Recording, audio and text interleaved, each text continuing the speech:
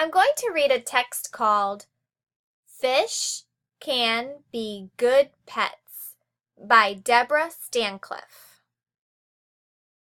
While you're listening to the story, I want you to pay very close attention to the reasons the author gives to support her claim that fish can be good pets.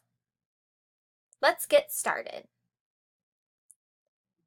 Fish are good pets for kids. Fish are silent.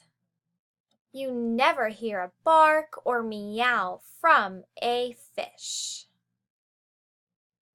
Fish are beautiful. They come in many sizes, shapes, and colors. Fish do not need to be walked and do not need a litter box.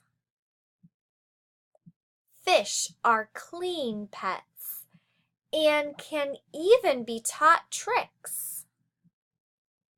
Fish make great pets for families. Can you name at least 2 reasons fish can be good pets? Think about what the author said.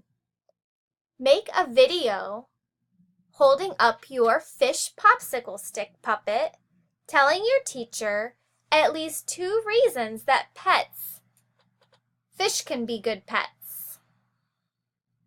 If you don't remember, rewind the video and watch it again and pay close attention to 2 reasons the author gives.